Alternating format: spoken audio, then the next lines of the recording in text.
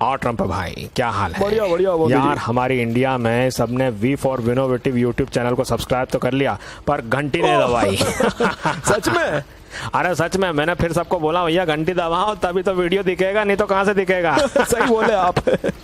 Science ने हमें बहुत सी बेहतरीन टेक्नोलॉजीज दी हैं, इन्वेंशंस दिए हैं जिनसे हमारा काम एकदम इजी हो जाता है। और उनमें से एक इन्वेंशन है हवाई जहाज। हवाई जहाज में हमें से बहुत सारे लोगों ने सफर तो किया है, लेकिन क्या आपने कभी सोचा है आखिर ये जो हवाई जहाज होता है वो बनता कैसे है? पिछले कुछ वीडियोस में मैंने आपको बताया था कि हवाई जहाज उड़ता कैसे है। आप जब अपनी पहली हवाई जहाज की यात्रा पर जाते हैं तो आपको किन किन चीजों का ध्यान रखना है, और मैंने आपको कुछ ऐसे सीक्रेट्स भी बताए थे जो नॉर्मली फ्लाइट अटेंडेंट्स आपको नहीं बताती।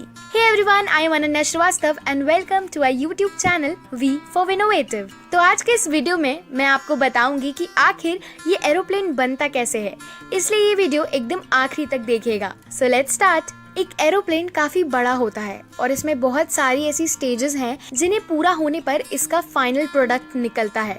और पहली ऐसी स्टेज है डिजाइनिंग की। हम कुछ भी बड़ा बनाते हैं तो सबसे पहले उसका एक डिजाइन तैयार करना पड़ता है, और जो एयरक्राफ्ट आप बना रहे हैं उसमें क्या क्या स्पेसिफिकेशंस हैं और उसके क्या ऑब्जेक्टिव्स हैं, ये सब डिजाइनिंग और प्लानिंग स्टेज के वक्त ही डिसाइड होता है। और ये कंप्लीट होता है ड्राइंग्स एंड इक्वेशंस के थ्रू, जिनको बनाने के लिए कंप्यूटर्स का इस्तेमाल होता है और उसे यूज करती है companies to plan and draw the design. इसके बाद आता है स्टिमुलेशन स्टेज, जिससे एयरक्राफ्ट को हम थोड़ा एक्टिव करते हैं, और इसके लिए भी कंप्यूटर का यूज होता है ताकि एयरप्लेन के इनिशियल यानी कि प्राइमरी स्टिमुलेशंस किए जा सके। इसके बाद उस हवाई जहाज के थोड़े पार्ट्स बनाए जाते हैं छोटे छोटे, जिनको विंड टनल्स में टेस्ट किया जाता है और इनकी एरोडायनेमिक्स को टेस्ट किया जाता है। मैं बता दूं कि एरोडायनेमिक्स का मतलब होता है वायु गति की।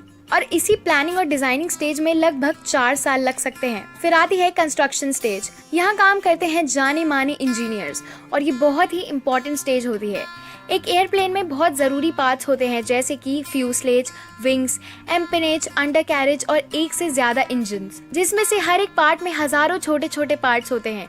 और ये छोटे पार्ट्स एक एक कर बनते हैं और फिर इनको एक साथ जोड़ दिया जाता है। जब इन पार्ट्स को एक साथ जोड़ा जाता है तो वेल्डिंग प्रोसेस का यूज होता है, और यहाँ मेंटेन करना पड़ती है कुछ सेफ्टी रेगुलेशंस, और ये सेट की गई हैं by the National Aerospace and Defense Contractor Accreditation Programs. बहुत कम कंपनीज हैं जो लार्ज स्केल पे एयरप्लेन्स प्रोड्यूस करती हैं, और तो और इतना ही नहीं, जो एक एरोप्लेन बनता है तब बहुत सारी कंपनीज और प्लांट्स इन्वॉल्व होती हैं in addition to main manufacturing company. और कभी कभी ऐसा भी होता है कि एयरप्लेन के जो पार्ट्स हैं वो पूरी दुनिया में से बहुत सारी जगहों से आते हैं। लास्ट स्टेज होती है असेंबली स्टेज। जब जो पार्ट्स हम एयरक्राफ्ट के लिए बना रहे थे वो पूरे बन जाते हैं और उन्हें देख लिया जाता है अच्छी तरह से कि उनमें कोई खराबी तो नहीं है, तो फिर वो पार्ट्स भेजे जाते हैं मेन प्लांट में जहां प्रोडक्शन लाइन रहती है।